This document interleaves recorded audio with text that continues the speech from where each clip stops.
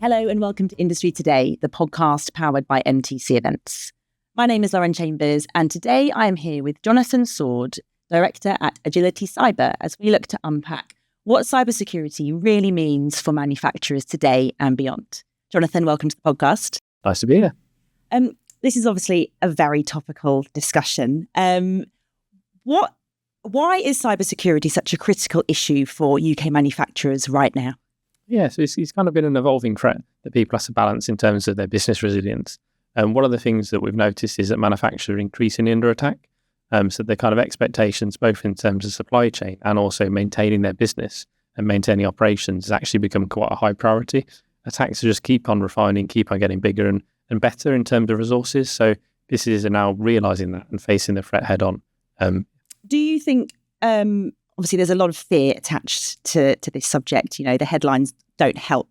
Do you think that helps or do you think that hinders progress for businesses? I think it hinders it, both in terms of what the news is doing, both in terms of that area and also what industry's doing, right? So us as a cybersecurity industry trying to support manufacturing. So you'll find that news focuses on the scare tactics. JLR was compromised.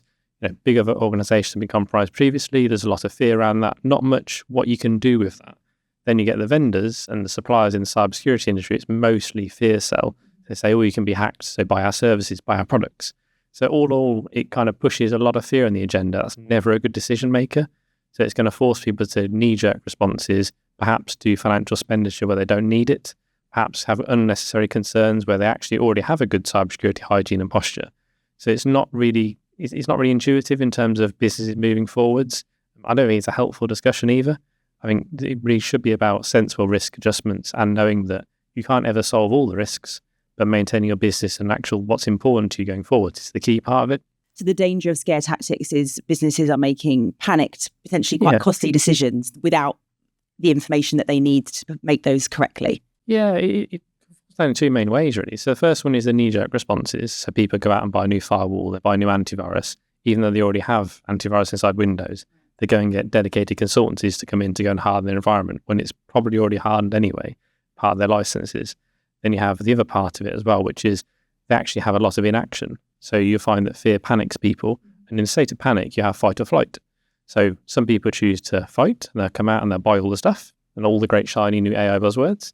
And then the ones who flight and they'll literally go back in their shell and they'll say, won't happen to me, we'll ignore it. And because of that inaction, they then put themselves at risk. So it's really counterintuitive to a productive, healthy discussion about cybersecurity, which should not be the focus of a business. Yeah.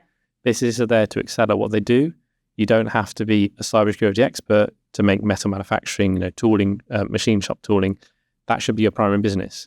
If that conversation is being weighted towards cybersecurity too much, the business suffers as well. So it's a real careful balancing act. But I think the discussion is to move to more pragmatic, pointed discussion about what can be done, how it can be achieved, and how we enable business, right? Cybersecurity isn't a thing of itself. Yeah. It should be a wrapper around what you're actually going to do for a business. And what does that balanced approach look like, particularly in a manufacturing environment? Well, manufacturing is quite unique, actually. So most conventional businesses have standard people skills in terms of people actually go out and do sales and transactions and support teams. Manufacturing actually have responsibilities in different ways. They often have longer supply chains, so they're vulnerable in that sense in terms of managing their supply chains. And also they form part of the supply chain, which is what we always forget to discuss.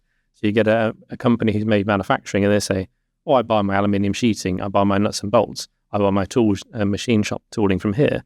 That's great. But also they're part of the supply chain, maybe into another bigger company, maybe into military defence sectors. So they need to look at that. But then also it's more about the kind of diverse setup in manufacturing. So in a corporate environment, everyone has the same devices. Everyone accesses the same SharePoints. Everyone works in the same way. Manufacturing can't really do that because they have a shop floor, so they have operational technology devices. Some of those will comply with later regulations and they will be secure by default and they can be monitored and hardened.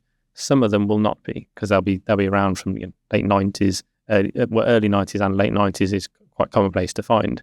So those, how you manage those has to be a very different approach. And that's the challenge. It's a balancing act between making that business not having to spend more money to upgrade their equipment and their tooling, but actually getting the cyber risk under control and making sure they got things segmented out and all the best practices you'd expect, but it requires a bit more knowledge about the industry and about how they work and kind of supporting them in that way. I want to come back to the supply chain comment because you mentioned the JLR cyber attack, and I saw recently it was reported that it's the biggest cyber event in UK history to date, and so the impact is huge. And a lot of the supply chain firms for JLR are smaller companies, they're owner-managed businesses. How, as a business of that size, how do you protect yourself against something like that? Yeah, it's certainly a tricky one. So there's a couple of things. So concentration of risk is one. So the small businesses that only supply JLR, ideally they should have had that tracking as a risk to say, we only have one customer, what happens if they stop purchasing? Yeah. So it's a wider business consideration as well. Yeah, it's what we try and do in cybersecurity now is try and model it on a business sense, not a technical sense as well, because that goes one way. The business sense actually enables a business. So that the concentration of risk is one. It's not always possible to differentiate out to different customers and in that sense, because JLR is the biggest one in the Midlands. If you're going to produce in leather seats or whatever, that's going to end up in JLR probably. There's probably not going to be many other markets for that in terms of big vehicle manufacturers. Yeah. You can diversify into other areas. The other part of it is ensuring that some contractual obligations around it. So JLR are quite stringent and robust in their contracts to third-party suppliers. But the similar way, if you are a sole supplier of components and parts, you can have contractual obligations that maintains payments, maintains kind of support if they stop demand over a certain period. And in terms of the cyber risk part of it as well, so the first part's financial, making sure business can pay its own employees. The cyber one is inherited risks. So when a big company, one of your customers, is mandating you to work in a certain way, the care needs to be taken to make sure they can't introduce risks to your organisation as well. So in the JLR example, I think it's widely acknowledged kind of certain mechanisms that were gone in, but generally it's a third-party supplier that gets leveraged into bigger companies. So that's when you start looking at saying, well, do we use the same supplier? How do our suppliers come in and connect and support us as a manufacturing business going out to JLR? And what access does JLR have in? Because attackers now have moved on from single point and shoot. They point, shoot, compromise, span out. So that's where they now go. And you've got this whole underground market. Maybe it's not so much underground anymore, but it's initial access brokers. And their whole purpose is to get a foothold in an environment and then sell that access so it can pivot it on later on. Right. So that's kind of where it's going. And I think it's important to understand that there's a couple of different ways of managing the risks and looking at it in a business perspective rather than just a technical perspective. Yeah. Do you think there's enough awareness in manufacturing in particular of those third-party vulnerabilities? No, not at all. How do we help grow that? How do we help make companies more aware of these vulnerabilities to their business? I think it's education. It goes back to the fear point earlier, that education from big industry, so cybersecurity vendors, even if you look at NCSC, a lot of it is fear-based still. It is, this is bad, this is the state of the nation, this is how often people get attacked. If you're a cybersecurity vendor, you're going to come out and say, ransomware is a big issue, buy our tooling to stop it. Yeah. That's not really helpful to discussion. A kind of education should be from a public body or from private companies who are actually trying to do good in the industry rather than profit margins. Yeah. And that's where the challenge is there's not enough of those. Because as you're aware, the whole economy is kind of struggling for a bit of cash. Everyone's fighting for that protecting market. margin and market share. So it's kind of a perfect maelstrom of issues, which doesn't help the actual end manufacturing industry companies. So it's a challenging situation to which, while we're quite keen to kind of get out there and educate people and show them what they can do for free and give that knowledge away. And is that how you approach it? That's, you kind of, like you say, a lot of businesses are out there doing what they can to make whatever money they can. It's very competitive. It's a challenging marketplace for people. What's your approach? What's Agility Cyber's approach to it? Yeah, so we take a step back. So we're not overly commercially kind of focused, and we're all about making sure we have maximum impact. So we're fortunate enough to work with people who are kind of sustained experience in the industry, and they're in a position where they've already had a successful career and they're not too financially motivated. So now the emphasis is really on leaving the mark and leaving improvement. So it works out really well, because what we do is we sit down with an organisation and don't sell them anything. We actually say, what does your business do? What's important to you? Let's train you and impart some knowledge first. If you can go away and do that yourself, and we'll show you what buttons to click in Microsoft 365 portal, we'll show you the principles how to get everything under control. Then if you need more specialist testing or specialist assurance or moving on a maturity framework, that's when we come back in and we'd say, this is what we're going to do. So it's all about as much knowledge as we can up front. Our kind of ethos is the more knowledge we give away for free, the better it is for us because we don't have as much workload. Right. And if we don't have as much workload, we can focus on the really high end, kind of boutique, really high custom stuff that people can't simulate. So when we look at emulating threat actors or doing really in-depth techniques and actually sitting down with a customer and working through it technically, that's so we can deploy expertise that if we give away knowledge, it's have a more impact of a greater time. And like you say there, there's huge levels to this, right? In terms of the types of, attacks and the way that, these are happening now. And you referenced earlier some tools that I'm sure a lot of people listening will already have in place within their business, but maybe don't know how to use them or actually the benefits that they can provide from a cybersecurity perspective. Yeah, there's certainly a lot. I mean, if you look at most businesses have email, right? So to do email, they need Microsoft 365 generally. That's where they're going to go for it. Microsoft are a really good organization. They have a lot of security offerings, but no one ever knows about them. And they're not enabled by default a lot of the time. So if you look at sort of your Microsoft 365 subscriptions, you have like the premium version and the standard version. The premium version is a little bit more money per user, but it bundles in a conditional access policy so I can make sure you can only log in from a managed device. So I've already got a control mechanism there. I can say, actually, you only log in from the UK because we don't have remote users from any other countries. So your risk profile's gone down because automatically you've said, actually, if someone does compromise credentials and try and log in on a laptop in wherever they're going to go, might not work. So they have to come from the UK and a managed device. You can then mandate that the certain types of multi-factor authentication are used so you can make sure it's robust and not phishable. You can move to passwordless, so you don't actually have to remember a long, complex password anymore. You just have a token and a key, or you store the password and credentials on your laptop inside a secure enclave in there, and use like Windows Hello for Business. So you show your face, you log in. Fantastic. That's biometrics, right? It's actually really hard to phish that. Yeah. Can't phish your face. And then New tagline. You've got all these other areas as well. So people say ransomware is a big challenge, right? So ransomware is an effect, not a cause. So people seem to gloss over this because the narrative from vendors is ransomware is an issue, buy our product to solve the ransomware. For people who maybe don't understand what that term means specifically in relation to this, how would you describe that so that people can be clear on what you're talking about? So ransomware is a practice by a malicious person who goes to deploy some code, but the general thesis of it is it stops you accessing your data. So they get in, they encrypt all your documents, your files, and they refuse to give you access to that until you pay them the ransom fee. Then they'll allow you to decrypt it. They'll give you the key to unlock it.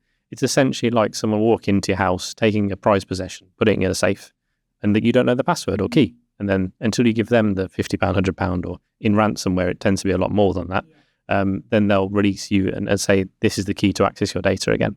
But there's a lot of different ways of tackling it. And I think it's a perfect example of an area in the industry and wider in the industry, actually, where the focus is on the effect, not on the cause. So the cause of ransomware is actually getting into environment and then being able to deploy encryption and stop people accessing the documents. Now, that's kind of an area that's overlooked, and everyone instead buys anti-ransomware tooling. If you stop it at the cause, you stop a whole load of other attacks as well. So as an organization, businesses should be quite clear about where they're focusing their time and effort, because we all know human time is really expensive, even though we've got AI now. But we still need to focus on what we're doing at a certain time. So that's why I'd always advocate looking at initial access first. Then you don't have the ransomware issue, because if you can't get in and execute code, and there's free tooling you can use from Microsoft, like App Locker and App Control, that stops executables being run. So that program, you have an approved list of programs that can be run technically, and then it's really difficult to bypass that if it's been configured correctly. And it's been bundled inside Windows 11. And also people don't talk about stuff like OneDrive. So OneDrive is, again, part of the Microsoft suite of tools, normally including licenses that people are paid as a business. It's actually got ransomware protection built into it. You just have to make sure people are actually using OneDrive and saving it. And then if they do get ransomware, they hit restore. They don't need to pay the ransom. It's not difficult, but people don't understand or know that. And obviously vendors aren't going to say it because you wouldn't buy all the tools and backup stuff. So it's about knowing what you can leverage. I mean, they're not ever going to be wholly perfect for an organization against like a proper nation state attack, but they are going to get you most of the way there. And that's what we need to focus on. It's just reducing that risk down to an acceptable level so businesses can actually thrive and do what they want to do. Yeah. Oh, listeners and viewers should definitely be rewinding this and taking notes, because like you say, there's so much out there that people will have access to already, no doubt, that they just don't know the benefits of using it in this context. I think your point around the human element is really interesting for me. So obviously, cybersecurity is based on tech, but what about culture and behaviour. How much of a challenge is that for businesses when managing cybersecurity? Yeah, so it's an interesting one because that's kind of developed over time. So everyone used to say humans are weakest link, which is a terrible phrase. It doesn't empower anyone. It doesn't actually give you anything practical to work if it just says, that person over there is a risk. That's fantastic. What do you do with that information? Nothing at all. Do you just say you can't work here anymore? No, that's ridiculous. So what you should be doing as an organisation, looking at saying, how do we empower the people in the lowest friction possible to do their job in a secure way? Because you're not going to work with a compliance approach. The whole industry used to recommend like regular training every 6 months on compliance activities, like can you spot a phishing email? That's great. If you had technical controls in place so the phishing emails, A, didn't get through, and B, even if you did click the link, it doesn't work. And if you do open the Excel spreadsheet, the macros inside didn't work either, then what's the risk anymore? Yeah, what are you training them for? And I guess the pace at which cybersecurity threats are evolving now, that's really hard for companies to stay on top of if they approach it in that way. Yeah, because at the end of the day, an employee, nobody wants to be lectured to about cybersecurity. Everyone wants it to go, why doesn't it just work that way? Why isn't it configured that way? Why can't I just do my job? Why can't I click on a link and just know it's safe? And again, there's loads of tools to do that. Even it comes down to, like, if you do want to test your own defenses, depending on what license you have in Microsoft, the upper licenses, so the enterprise level licenses, actually have phishing simulations in them. So you can literally go to the security simulation section, click, do a phishing attack against your own staff and see if your technical controls work. And it's built in, right? It's free. You don't have to pay like a massive organization money to do this. It's bundled inside there for Microsoft. It's all about trying to test your own defenses and improve and iteratively get that state of security posture. Could someone, therefore, with very, very limited or next to no knowledge of this, do that quite easily? What would they then do with the information? Yes, it comes back. Actually, Microsoft's really clever. It aggregates all statistics back. So it tells you where your risks are, tells you what percentage of people clicked, what kind of attacks worked. You get a nice little dashboard out of it. So it's completely non-tech literature. So they can get a lot of information on that. But then it'll also give you the best practice because Microsoft, again, published a whole load of best practice kind of blueprints, secure by design stuff that people aren't aware of because it's kind of nestled away inside Microsoft website that nobody goes searching for. So part of educating clients that we do is just say, if you're going to get a new product or service in, Google the name and security hardening.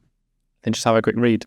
You'll probably find there's some hardening guidance out there, whether it's for Center of Information Security, who do all these compliances and really good stuff. Again, you don't have to pay for that, right? You can configure your own stuff securely and safely, and you know what's going on.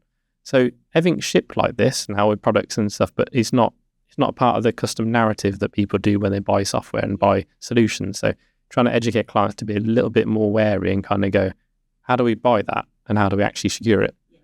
And it's also educating them to their decisions. So next time they don't buy the technical debt that comes in. So technical debt is something that accrues over time, and it's there in every organization. And it's stuff that's legacy or stuff that you can't do much with, just doesn't support functionality that you need in the future. So knowing when you procure something that you're going for something that has a bit of lifetime in it and can be configured and can be security hardened and has maybe been tested previously, you don't have as much technical debt going forward. So it's kind of making sure you're on top of the situation now and making your future life a bit easier. Mm-hmm. Yeah, understood. What are some of the common blind spots you see in manufacturing environments when it comes to cyber resilience? Yeah, I think there's the common one is everything is on a flat network. Everything is trusted to the same level.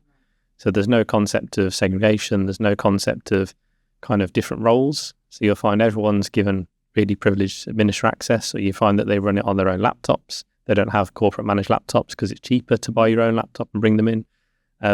That seems to be the biggest oversight, that if you sit down with an MD of a small manufacturing company and say, what's in your infrastructure? And they go, not sure. We have an MSP for servers. And you go, fantastic, I speak to those. What do you actually run for your end users? What do they do when they do their design work in AutoCAD? What do they do when they push the tooling out to the machine lathes? No idea.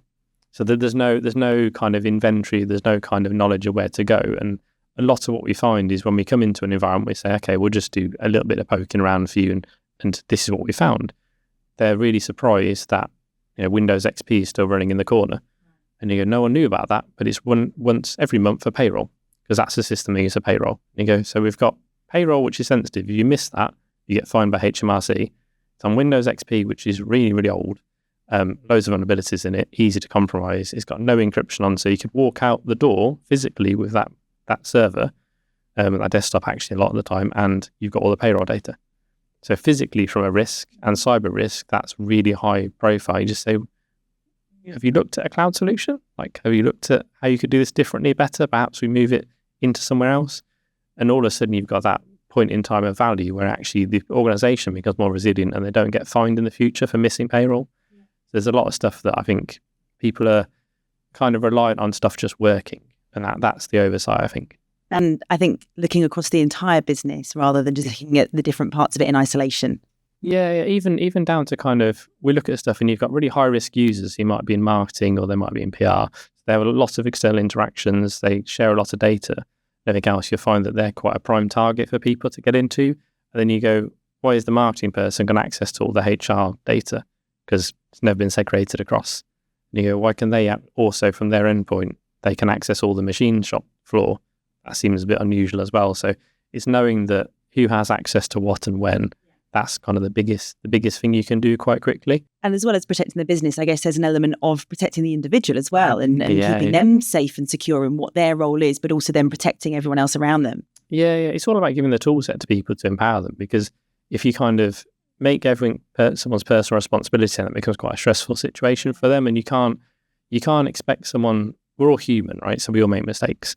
You cannot expect someone to be perfect and have the right response at every given time. That's just not a scalable thing for a business. A smart business employs smart people and lets them do their smart things, right? That's the job. So you shouldn't have to kind of handhold people and say, this is how cybersecurity works. It should be, as a technology level, there to empower people and built on. It's just understanding how an organization has grown, especially when you have organic growth. So one of the things we notice as well is that organizations grow by buying other companies. So they might do kind of vertical or horizontal supply chain growth, where they say, this person always supplied our stuff to us, why don't we just buy them? We'll take the extra margin, and then the end product is cheaper for us, more margin as well, less risk, we absorb them into the organization. And knowing that when you buy an organization, probably should do some due diligence. Everyone looks at accounts. Very few people currently, particularly at a mid-sized business level and below, look at cybersecurity posture. So we do things like M&As, which are merger and acquisitions, where we go in and say, actually, this is their posture. Perhaps don't bolt that into your network straight away. Also, that's probably a haggling point, because you've got some costs there to kind of rectify this. So it works on both sides of the table. So it's quite a useful activity, but again, it's not really done very often. So that's really interesting, because like you say, historically, people will look at the finances, won't they? But actually, the challenges that cybersecurity is creating are only growing. So when companies are looking at that probably becomes as important to start digging into. And I mean, if you look at it from a financial sense, so the kind of accountancy way of looking at it is saying, okay, is there a cost base there that we're taking on? Is there a lot of debt that they're taking on? Are they leveraged on their equipment? For example, is it all rental? What are we actually buying? These are all well-established terms to assess a business. What's their margin? What's their turnover? How many staff do they have? Are they permanent contractors? All this is really well defined. Cybersecurity, not defined at all. What does good look like? The government can't tell you what good looks like, because they say Cyber Essentials is the benchmark.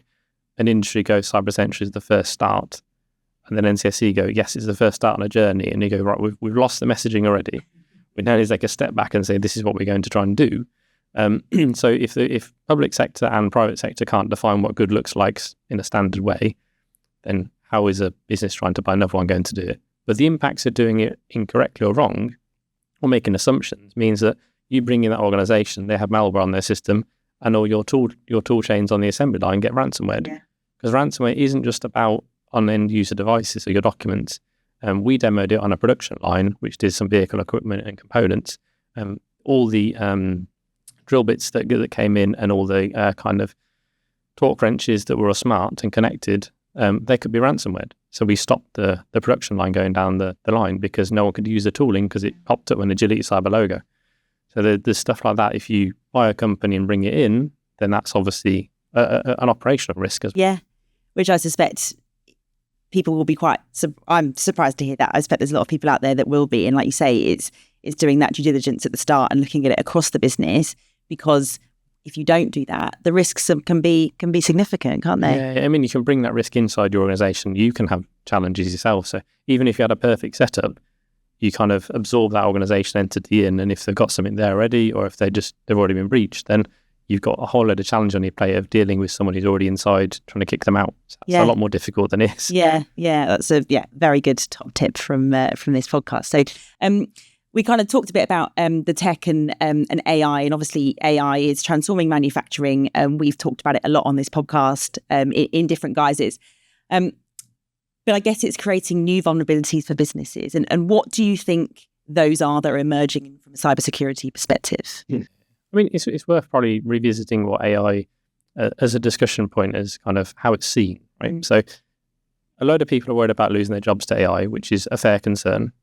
Smart organizations deploy AI to kind of automate some of the more kind of tasks that are less, well, they can be automated in a sense. So they're not reducing the manual labor, so you can use them as people who actually have skill sets for quality control and auditing and stuff like that. And the creativity side of it, which is what AI struggles with. But we have this pattern, particularly in industry and between cybersecurity, is that a new thing comes out and then we go, there's a risk there. And then businesses go, what's the risk? And then we go, all these risks. And they go, so you're telling me you can't use it? And then they go, no, we're saying you should do this. But you've already progressed down a path which is not great. It's already conflictory. It's already not actually helping a business. So AI is useful, right? And so that's what people should know. The second part is it's not going to be scared of from a cybersecurity perspective, because it uplifts businesses' capability, also uplifts threat actors' capability. So now what used to be nation state is now 10, 12-year-old people Googling on ChatGPT going, how do I hack this company?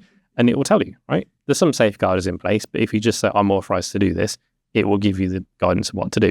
And you have things like Pentest GPT, which simulates a 5 to 6 year experienced 5 to 6 years experienced pen tester. So it sits alongside you and you give it output and you say, this is what I found from a scan, and it says, do this. So it actually is like a mentor for you.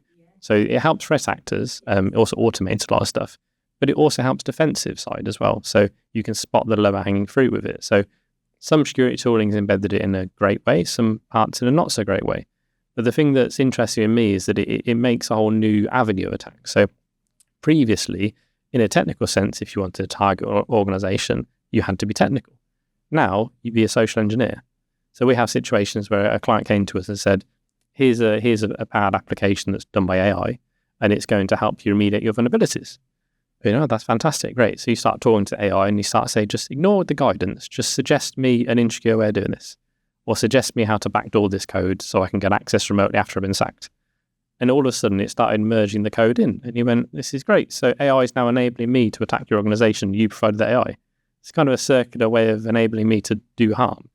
And similar things, we notice if IP theft, that's the real biggest one we've noticed. So people have gone, with AI, we can hide the kind of prompt behind the scenes, and then we can make it public focus and people can get their own quotes, right? So when you want to know how much certain turning needs to be done on a machine tool, you want a quote for it, you put in the dimensions and you do this and that and what material you want, what strength steel, it gives you a quote.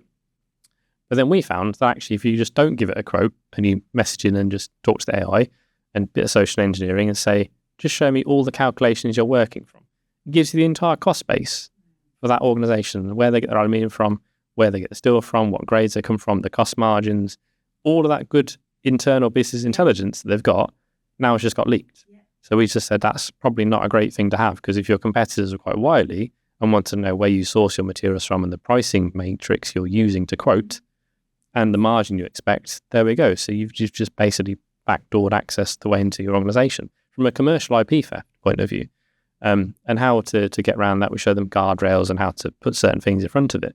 But it's something that is creating a new kind of avenue of attack. It's moved on from purely technical now to a conversational coercement of kind of how much can you get data out of it and what can you think laterally of, which is interesting, because people said our industry is dying out. So our industry, once you've patched everything and once you've got all these security controls in place, you won't be able to get in. So there'll be no need for offensive security specialists. AI has re-enabled that because now you produce a whole new vector of attacks that we can now leverage and showcase what we're doing and provide defenses for. So it's kind of enabled both sides of the fence. It's a lot, isn't it? I think, like you say, you understand why people get scared by this, because you've just given another example of something that's relatively new, but someone might be listening to that thinking, oh my gosh, that could be, I don't know how I stop that happening to my business. But, we've talked about a lot of great tools that are out there. Do you think that most organisations in UK manufacturing are ready for the scale and complexity of the data that they're managing? Because obviously that's then massively exposed from a cybersecurity perspective. I'd say they're not sure on what the data is there at the minute. Okay. So I think that's the biggest challenge, is they're not sure what's there. Businesses generally don't understand how to mine the most out of their data as well, which is why I think AI has been so big in the market, is because it takes a lot of data and parses it and gives you intelligence out the back of it. That kind of highlights, if a business is getting a lot of value in that sense, that's indicating the business may not have had the greatest structure of how to extract data out of that system in the first place. But going forwards, I think the speed of things being created, the way that businesses now have to be personalised to individuals and companies that are buying. So you used to just have a buyer persona, now you have a company persona for that organisation you're selling into. So all of a sudden your data's going sideways. You've got more regulations to track compliance with, so your policies are just ballooned out. You've got more contractual obligations. So if you do anything in public sector, you need to maintain Cyber Essentials Plus and all these other frameworks that you need to look at adhering to. So operationally, your data's just gone completely sideways and mad. And conventional industries that used to just be manufacturing, they turned up, they made a part, they shipped the part to a customer in a crate. That was their business. They're now becoming really almost kind of big data analytics companies overnight, because they need to know what they're doing, where they're buying from the dashboards. They need to know SLAs because they now have to report those every month or every week in some cases. So it's really pushing the growth of data and then managing it going forwards, and governance around where that is. So if you look at the recent issue of Azure, so Azure went down in certain parts, but it was actually in the North Virginia region. So you notice people that reported their services down and affected by Azure, everyone very quickly went, that means you're hosting stuff in US East 1, which is North Virginia. So you're not UK based, yet you're a government entity in the UK. And the policy says you only store data in the UK. So why are you affected by a stateside issue? Yeah. So all of a sudden you have people going, this is interesting, because now from a governance point of view, it's not exactly compliant with what you said to market. So it's an interesting point where it opens up a whole can of worms that now companies need to be really hot and making sure that they're over where their data is residing from a sovereign point of view, and also from a kind of data controls and who has access to what. Yeah, I think we need to get you back. We could talk about this for hours. You've shared some really, really good kind of nuggets of information and knowledge. If you could leave our listeners and viewers with one key takeaway from today's conversation, what would that be? I'll probably break it down to a couple of points. So one is, there's nothing to be scared about. That's the main thing, is that, yes, there'll always be new attacks. The same way as a burglar approaches your house. Sometimes I come with try and kick the door in, sometimes I come with an angle grinder to go in your garage. That's generally the way things work. Humans evolve, so threats will keep evolving. Doesn't mean you have to be scared of them. Second one is understand your risk. Right? You don't need half the stuff you're probably going to go out and try and buy. Try and understand what you do as a business, what is your most critical services, what makes you stand out in the market. Focus on securing those and focus on actually helping your people rather than mandating compliance on them. And please use free tooling that's there. It's not advertised very well, but please just have a quick Google or ask us or ask anyone who's sensible. Rewind this episode and take notes. But there's so much there that is free and enables people. Everything from how to design an architecture, to how to harden services, to how to harden Windows, all the controls in place you have to do. They're not all technical jargon. A lot of this has been translated into actual business language as well. So again, it's just taking that first step and knowing to do it in the right way and not being sold to. And also being able to push back on those sales as well, because that's how you're going to change industries. Stop giving them money and stop rewarding the behaviour of panic selling. So that's what I'd advocate.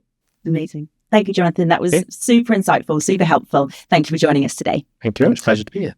And thanks to you for joining us on today's episode of Industry Today. If you are new to the podcast, then please check out our past episodes wherever you access your podcasts. We are building up a fantastic library of conversations with experts from across the sector, all designed to support you and your business. We are back next month with our next episode, and we'll see you then.